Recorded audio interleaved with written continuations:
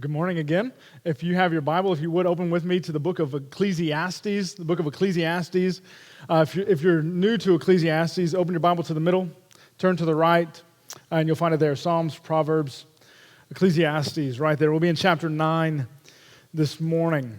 Growing up, I sort of had an infatuation with maps. Still do. Love maps. Have a map hanging up in my oldest son's room. My wife's like, what are we going to get to decorate his room? And I was like, a map, right? I mean, she's like, no, not a map. We got a map. And there's a map in Judah's room. There's a map on the wall in the house, a big world map. I love maps. I'll lay in bed, look at my phone just at the map and memorize directions and memorize patterns of cities and just wherever we're going, I'll memorize. I love it. I just love maps. I have this sort of infatuation with them and directions and maps. And but I was thinking this week as I was preparing for the sermon, how awesome would it be if we had a roadmap to life, right? How awesome would it be if, like, you were born and the doctor handed your parents a map, like what your life would look like? Could you imagine? Like a map, a good map. And you may know this by using the maps on your iPhone that are not good, but a good map would not just be one that gives you directions, would not just say, hey, here's where you begin and here's where you end, but it's one that shows you where traffic's at along the way, where life's going to slow down, where maybe there's a departure, maybe where there's a closure, maybe there's a sort of a detour in the road, and so you got to kind of figure your way out, and a good map would tell you those things, right? So if you had a good map to life that could say, hey, here's not just when life begins, but here's when life ends. Would you like to know that? When your life was going to end? I asked my wife that. Would you like to know when life would end? She's like, no. Why would I want to know that? But it would tell you when life was going to end. It would tell you when there was going to be traffic, when things were going to slow down, where there's going to be departure, where there's going to be sort of a detour, that things are going to have to go around. Could you imagine? Could you imagine as a parent knowing that, hey, during this time period in your baby's early months, there's going to be teething? Right? This is when they're going to start sleeping through the night.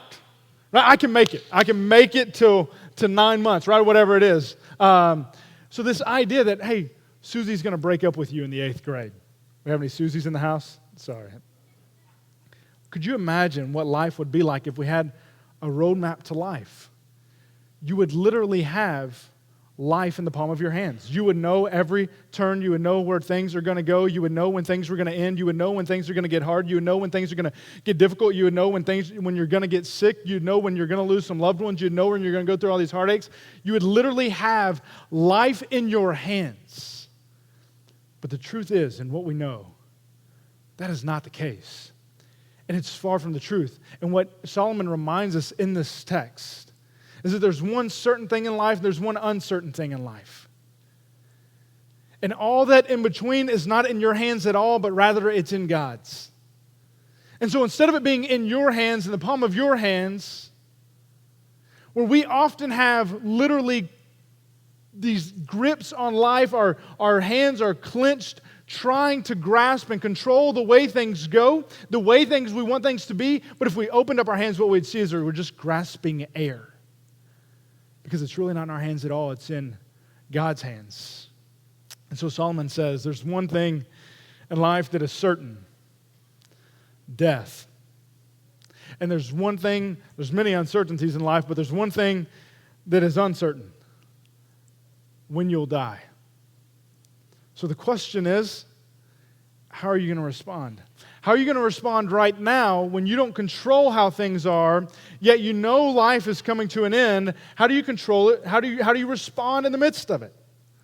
And so this is exactly where Solomon begins. Notice with me in chapter 9, verse 1, he says, indeed, I took all this to heart and explained it all. The righteous, the wise, and their works are in God's hands. We could sing the song together.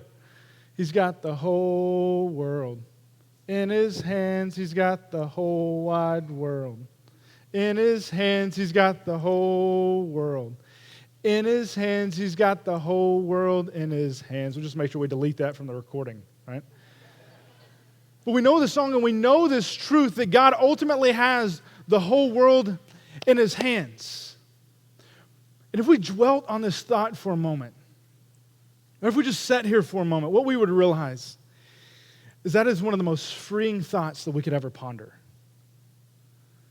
Right? The God who has everything in his control, the one who knows 5 minutes from now, the one who knows 5 years from now, the one who has the ability to change things, you're in his hands.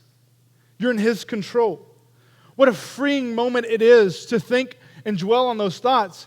Yet, on the other end of things, it can be the most fearful thought that we could ever ponder. Right? That a holy God who created us to glorify him has us in the palm of his hand. The scriptures remind us in Psalm 95, it says that those who believe in him are the sheep of his hand. In John 10, that no one can snatch this out of his hand. But in Hebrews 10:31, it says that it is a fearful thing to fall into the hands of a living God. He's got the whole world in his hands. That can be extremely comfortable this morning, or it can be extremely uncomfortable this morning. Notice what Solomon says. If that is the case, that God has the whole world in his hands from an earthly perspective, and Solomon's given from an earthly perspective, he's given one from under the sun. He says this throughout the book of Ecclesiastes. But from an earthly perspective, what Solomon acknowledges is that's difficult. It's difficult to determine whether or not good things are for you or bad things for you. Notice this. He says, the end of verse 1, he says, people don't know whether to expect love or hate, that everything that lies ahead of them. He goes, we don't know whether to expect love or hate in life, because it's not in our hands, it's in God's hands. And we oftentimes accredit the blessings and credit the good things in life to God's love, and we often credit the bad things or the suffering things in life toward God's hate or his inaffection or his lack of love. Right? We say things like, how could a loving God allow, you name it. Or if God really loved me, he would do, you name it. And so this idea that if God is really loved, then there's not suffering in life. There's not bad things in life. And Solomon is going, from an earthly perspective, it's as if we can't determine if it's right or wrong, if it's good or bad, if it's hate or love. Oftentimes it's this perspective as we're walking through the forest and we can't see the whole jungle. Right? That what the here and now we can't quite grasp with our finite minds what could actually be occurring outside of the immediate. Right? Could you imagine as a father,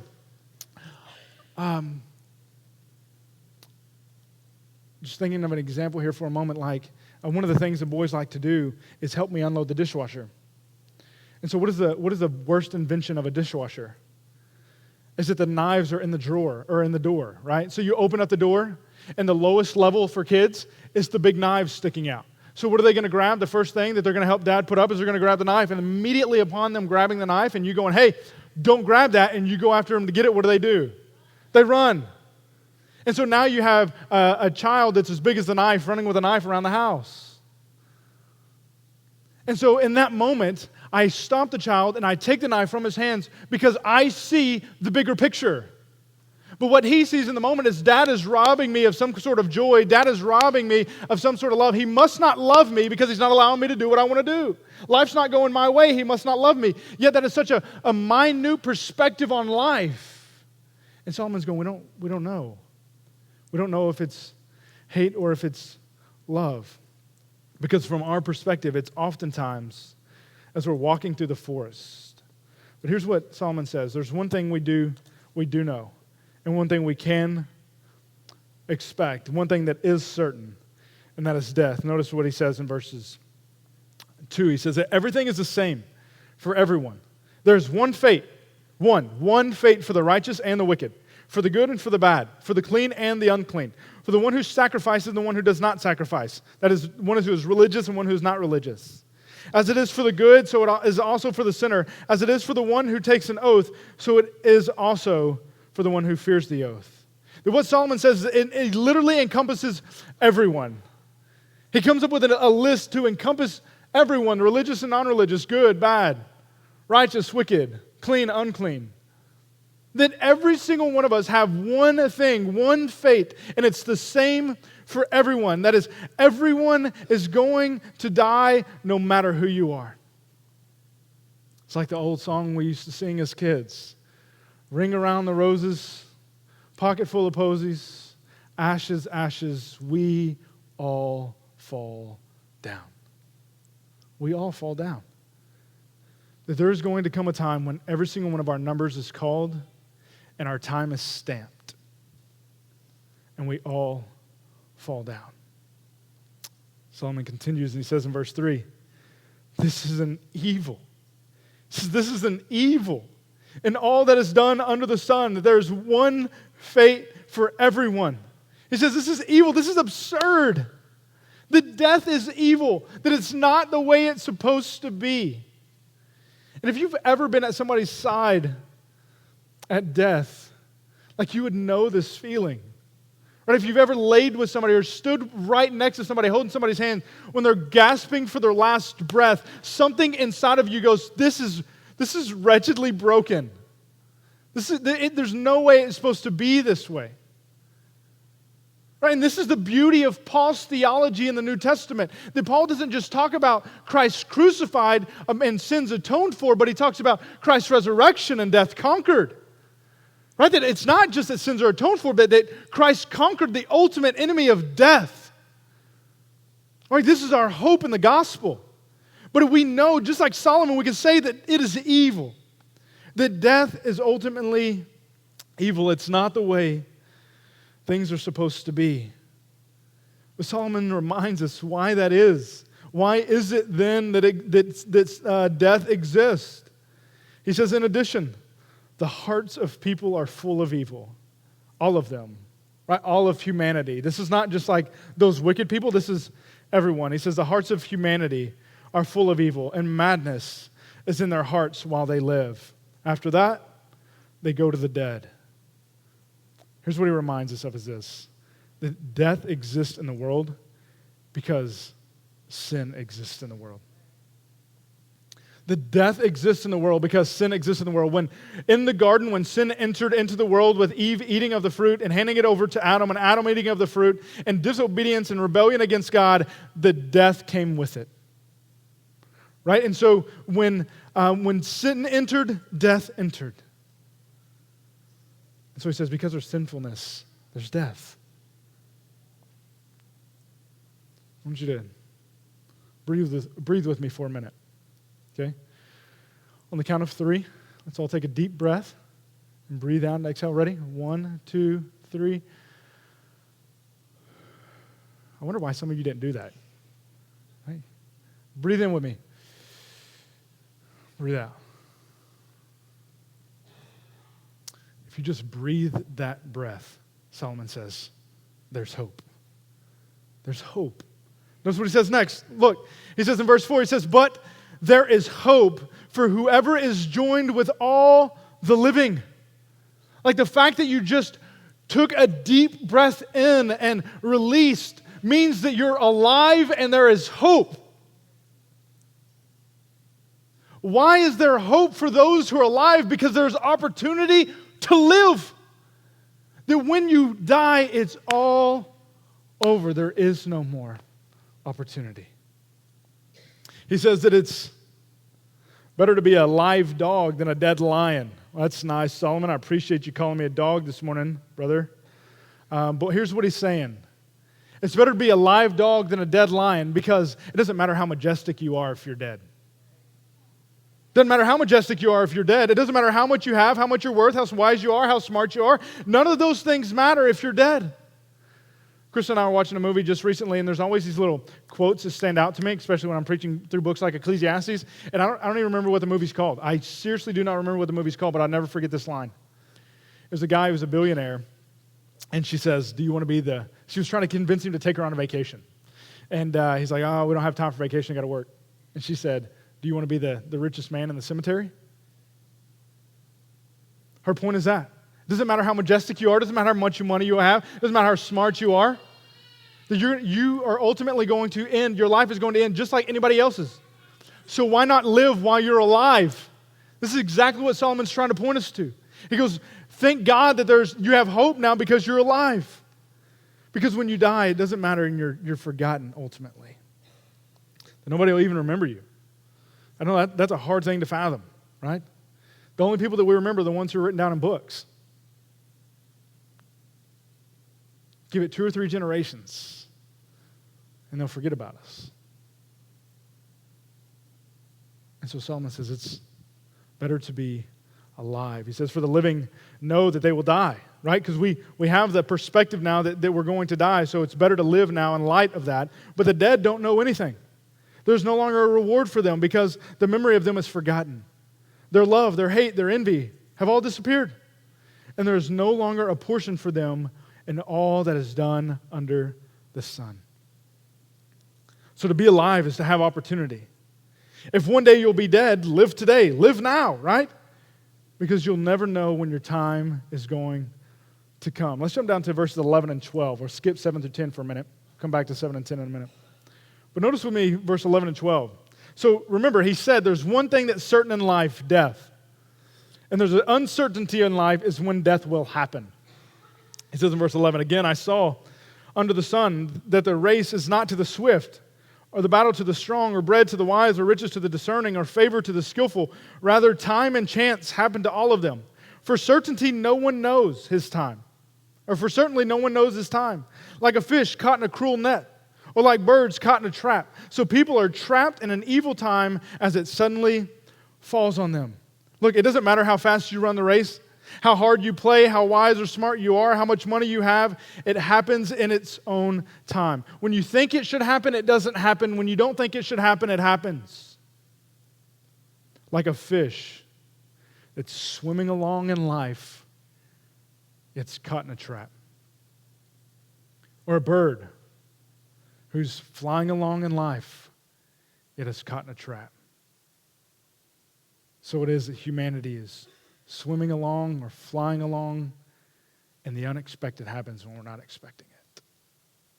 The evil trap or snare happens when we least expect it. Listen, I've preached the funeral of my 93-year-old grandfather, and I've stood at the casket of a 2-year-old child. We don't know. We know it's coming, but we don't know. So the question that Solomon is not trying to, in any pessimistically way, trying to go, doom and gloom on us. But he's trying to bring things into reality and go, and if that's the case, then how do we respond today? How do we live today in light of that certainty and uncertainty? So this is what he says in verse 7. So it says here, this is his answer. Right? Solomon's answer is so simple, yet so profound. Right, here's what he says. Enjoy life. Enjoy life. It's simple, and you're thinking, it's what I do. But it's so profound because here's what Solomon recognizes. That it is in your joy that you find deeper satisfaction. It's when you truly enjoy life for what it is that it actually pushes you to the ultimate joy. Right? That when we're able to enjoy life and the gifts that God's given us, it actually should stir our heart's affections for the one who gives them to us. And our ultimate joy is Christ. Our ultimate joy is God. So God gives us life. God gives us things. He gives us gifts to ultimately direct our hearts to Him. And so he says, enjoy life. He says this in verse 7. He says, go. Go. This is an imperative in the text. So the point that it's an imperative shows that it's a command. It's a sense of urgency. He says, go. Don't wait any longer. Go now. Eat your bread with pleasure and drink your wine with a cheerful heart. Now, I'm just going to sit here for a minute. Well, let's do this for a minute. Let's back up. So Solomon says, enjoy life. And as Christians, we know that we have a living hope, that we have a true joy in life. Then why are some Christians some of the most bitter, pessimistic, navel-gazing cynics on the planet? Why is that? Why is it that some Christians are so bitter and joyless in life? when we know what the true joy is. Right? It seems that they're always complaining, always doom and gloom. The past is always the hero. They never get what they deserve. They're always overlooked. We seem to have such a self-centered view and know that God is our ultimate joy, yet for some reason we're joyless. So Solomon says, enjoy life. So let me come back to this verse. So he says, go eat your bread with pleasure and drink your wine with a cheerful heart. Now, here's what I want to say. I know I'm in a Baptist church, so I'm just going to rest here for a minute. I just want you to read it. If you have a Bible, leave it on the screen. Read that for me for a minute and just sit there.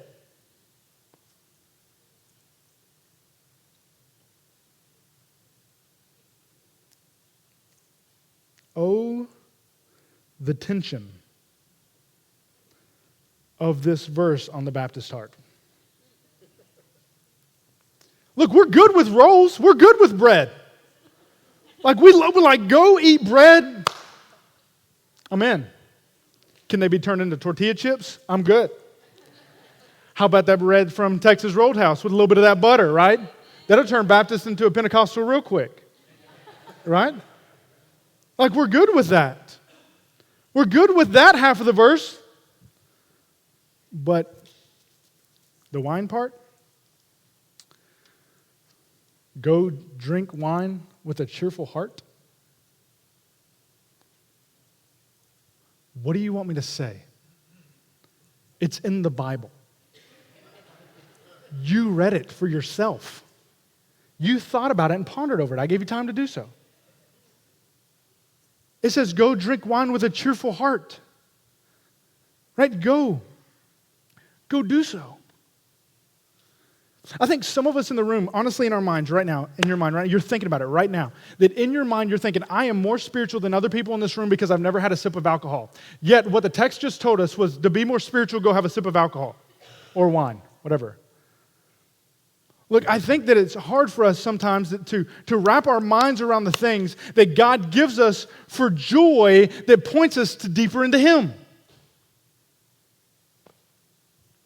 Let me just add a little fuel to the fire here.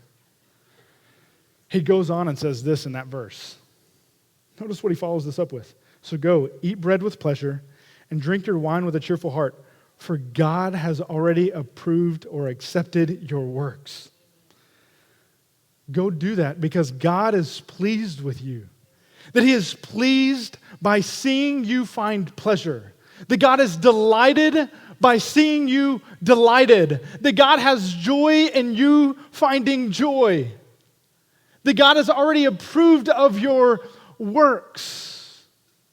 It's like a parent. It's like whenever we're giving our gifts to a child, and so we worked so hard. So the big gift for the kids this year was a trampoline. And so I thought that I knew how to put a trampoline together, so I waited till Christmas Eve night, late in the dark, by myself to put this thing together. And all night long, I'm there for hours, and 2 o'clock in the morning, get this thing done. But I did it. Why? Why was I okay doing that all night long for Christmas morning? Because I knew they were going to walk outside and there's going to be joy on their faces. And seeing the joy on their faces brought joy to myself. And He is saying, God is pleased. God delights in you being delighted. God takes joy in giving you gifts that you enjoy. That God is pleased with you being pleased. Now listen, the point of this text is not wine. The point of this text is joy. Right? And I know the dangers of alcohol, and Solomon knows the dangers of alcohol. Right? He's got that all figured out. He knows that. The issue is not as much with the wine as it is with us, with our hearts. The issue is when it becomes what we worship. When we take the good things that God has given us and should press us into Him, but rather we make them our God instead. Listen, that when we worship God's gifts, they will never, ever deliver what they promise to. Instead, they'll leave us empty and broken. they were never created for your worship. And so the moment we make more of them than what we should is the moment that we begin to worship them and we lose sight of them pushing us directly to God, and we begin to try to medicate ourselves, rely on ourselves instead of relying on God. Here's a good test.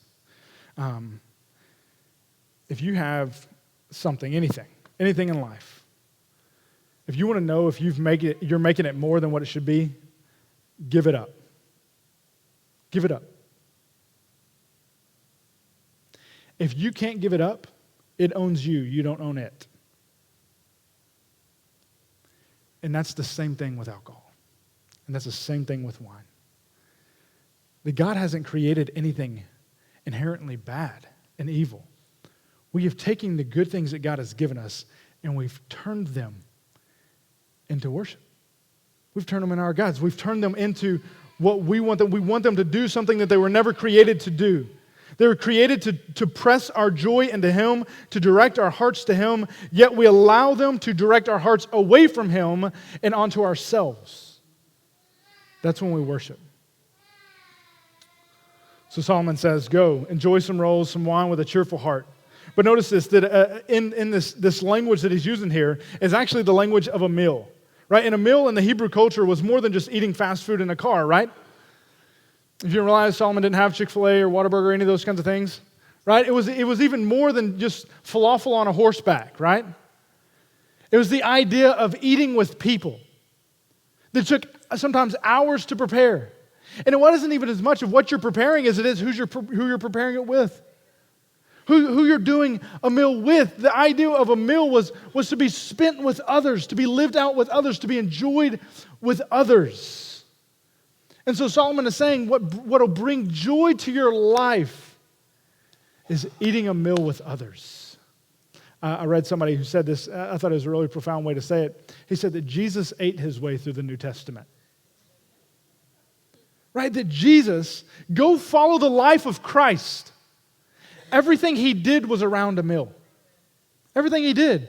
There was something that they recognized in their culture of spending intimate time around a meal that brings joy to the depths of our souls.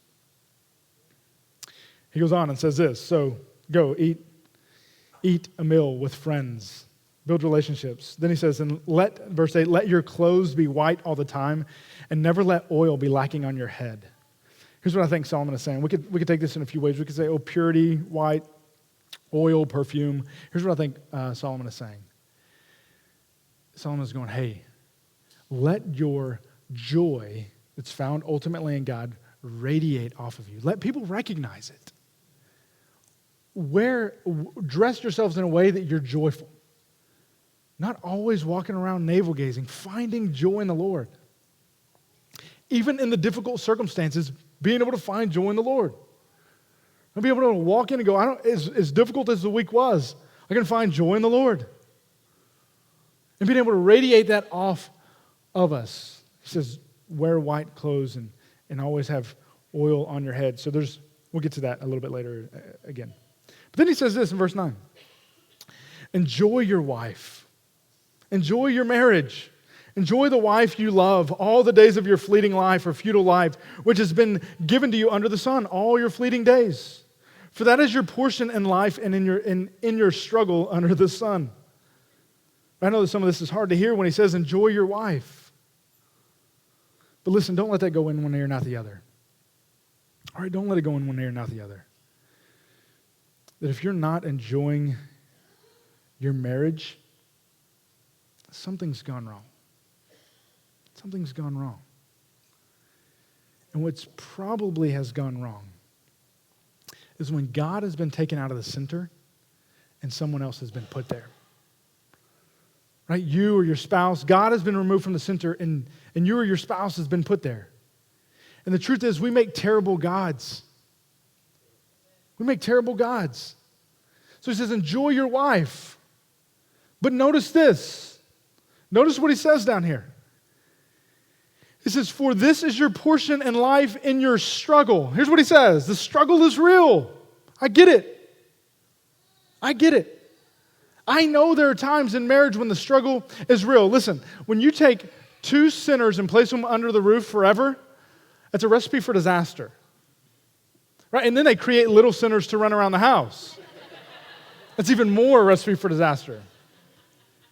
But it's the one thing, listen to me, it's the one thing that God said, this is how I'm going to display my love to the church in marriage. Here's how you'll know that I love you. Marriage. That Christ's love for the church is shown through marriage. God says it is going to be that. Two sinners being placed under one roof forever. It's going to tell other people how much I love them. So enjoy your marriage. Then he says, talks about our work. He says this, verse 10, so whatever your hands find to do, do with all your strength, because there is no work, planning, knowledge, or wisdom in Sheol where you're going when you get to death. He says, enjoy your work. Enjoy your work. Because life is coming to an end. You have a way, there's two ways we can respond in light of the end. Either we can do nothing because nothing matters. We'll just sit here and waste away because nothing matters.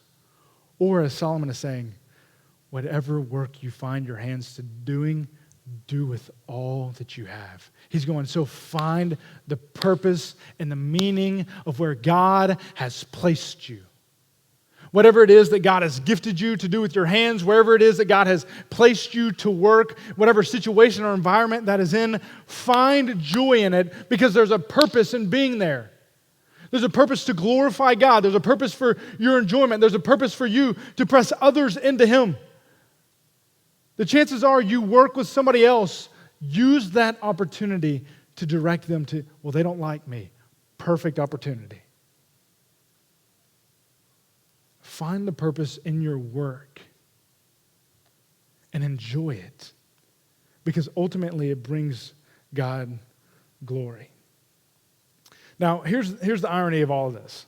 Right? You don't find meaning and purpose in life just because you have a good meal or you get married or you don't get married or you get a job. Right? Those are just things. But when we find the real purpose and meaning in life, when we understand that those things are given by God for us to enjoy and they're to press us deeper into Him, that's when those things matter. Right? We can just go have a bunch of things. But it's when we realize and recognize that those things are actually to press us deeper into Him, that's when those things are meaningful. That's when they're meaningful. So listen, the chief end of man is what? To glorify God.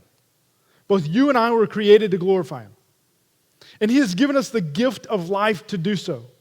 No matter what life throws your way, no matter.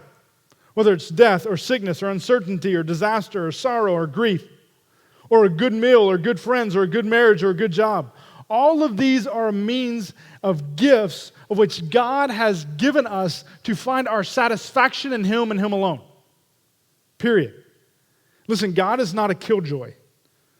Right? He's not up in heaven holding lightning bolts just waiting on you to act up so He can send one down. He's not.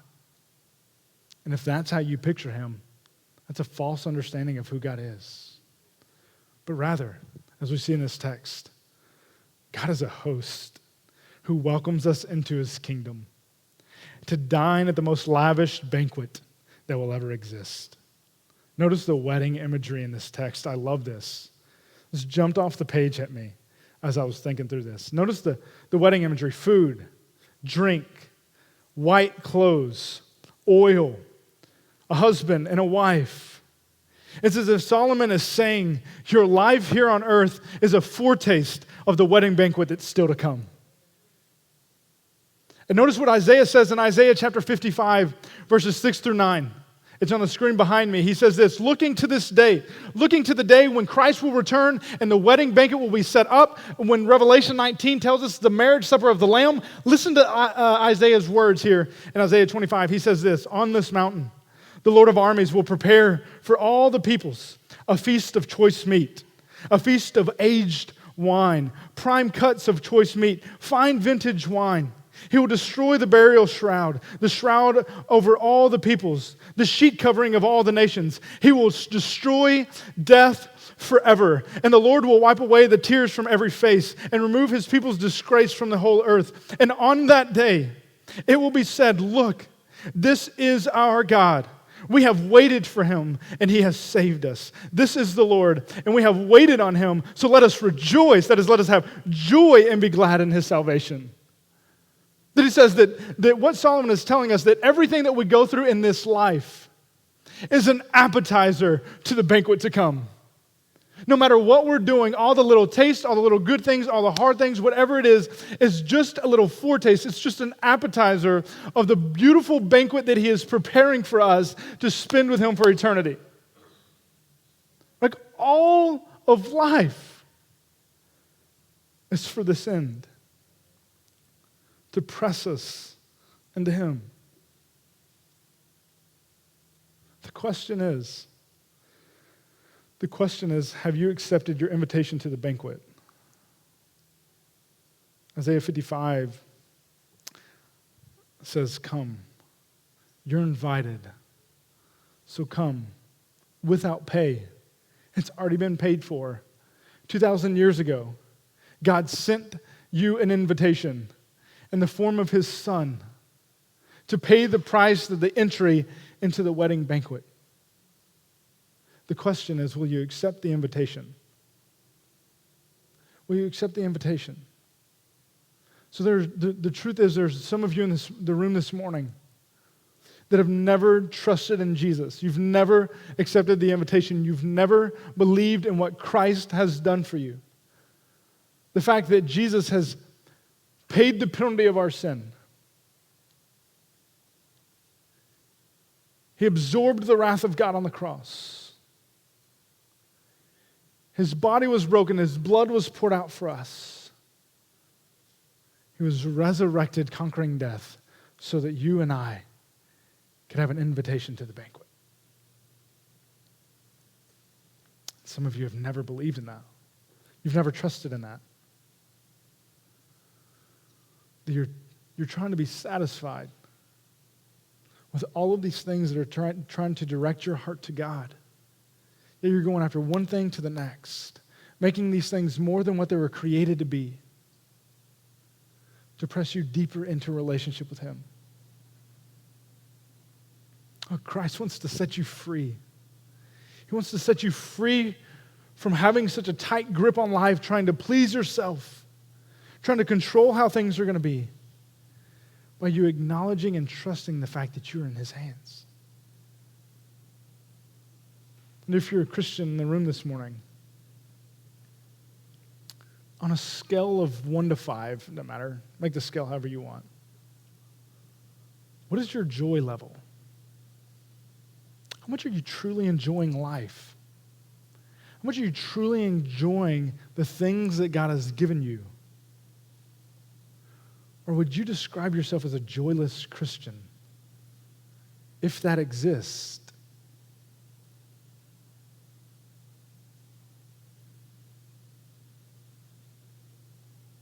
this morning, for you, believer,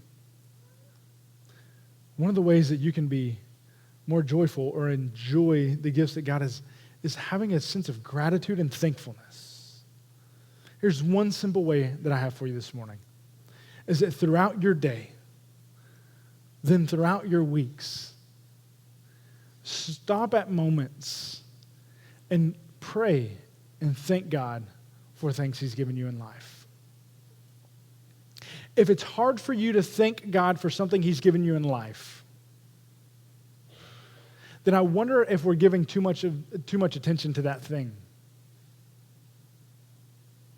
But stop and thank God for the job he's given you, for the time he's given you, for the family he's given you, for the hobby he's given you. And listen, this isn't an exhaustive list of the gifts that God gives. We know it's not exhaustive because Solomon didn't put coffee on there, right? If he would have just said banana bread and coffee, we would have been good, right? That'd be the Baptist version of that.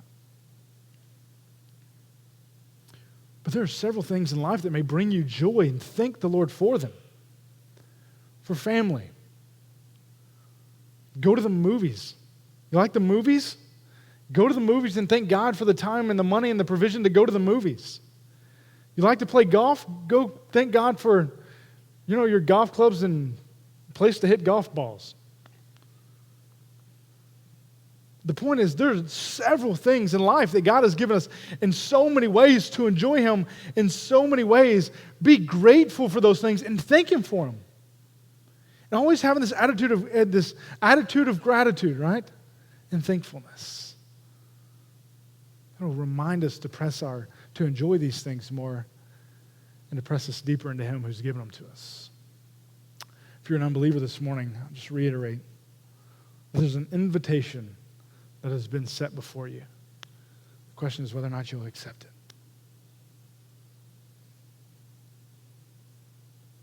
Let us ponder for a minute, but here's what we're going to do. I'm just going to go ahead and pray for us.